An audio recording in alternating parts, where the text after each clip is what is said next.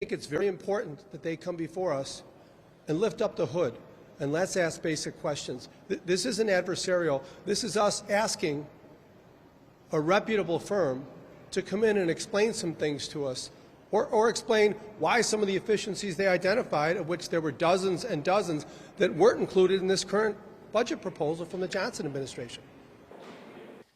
And that's Alderman Matt O'Shea of the 19th Ward. You know, City Council right now is in the midst of its budget sausage making. Alders are considering a more than $16 billion budget that puts in place some controversial new taxes to help close a $1.15 billion gap.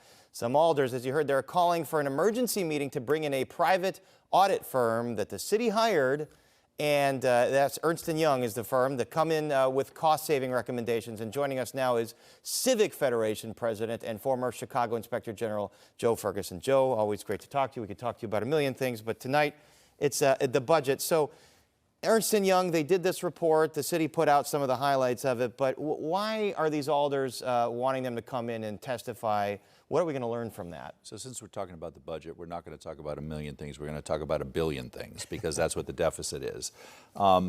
This report, so here's the deal.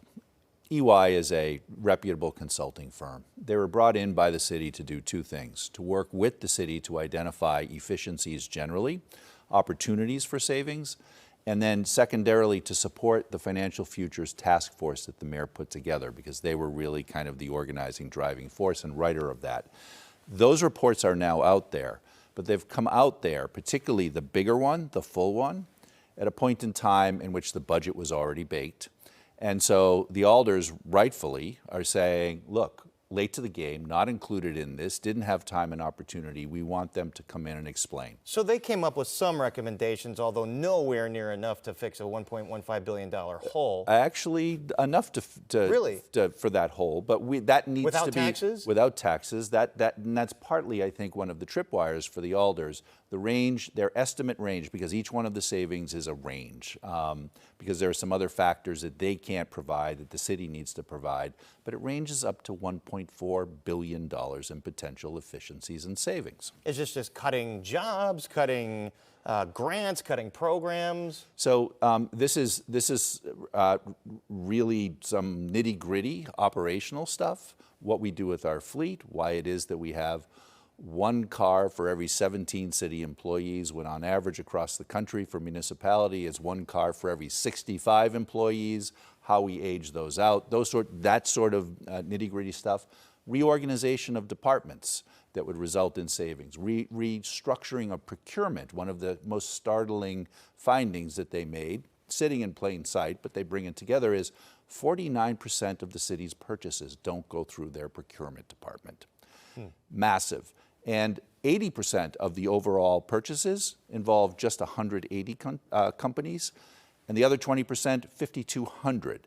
What we're not doing is we're not consolidating in a way that allows us to leverage our buying power, and lots of opportunities for sort of individual inefficiencies in those sorts of things with respect to the police department, with respect to the fire department. So it's across the board. So long story short, there's lots of opportunities to reorganize city government to save that kind of money. And would you, as president of the Civic Federation, recommend that Alders try and get some of that into this budget?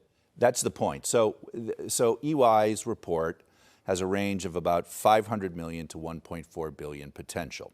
It needs to be inquired into more. The city's budget, drawing and having the benefit of that report, only includes $12 million in structural efficiencies. Let me see, what's the math on that? What percentage of $1.15 billion is that? Infinitesimal is what we're talking about. Right. And then, you know, instead the mayor has proposed some of these controversial taxes, like the employee head tax, the social media tax. Would you, as a Civic Federation leader, say that is not a good idea? Obviously, business is concerned about that. They don't want an extra tax on based upon how many employees they have. They say they'll just move out of the city. So here's the thing. What tends to happen, this is like a children's soccer game. There are a few balls that are put on the field. Everybody rushes to those things.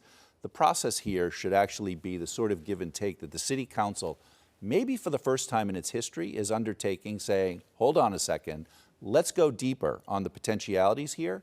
And to the revenue side of this, the imperative really should be no going to taxpayers, no going to residents until you've done the work on the savings and efficiencies. Eat your vegetables before you get dessert, right? That's what the Alders are doing here. So we should put off the conversation on the revenue side. Some of them really are problematic.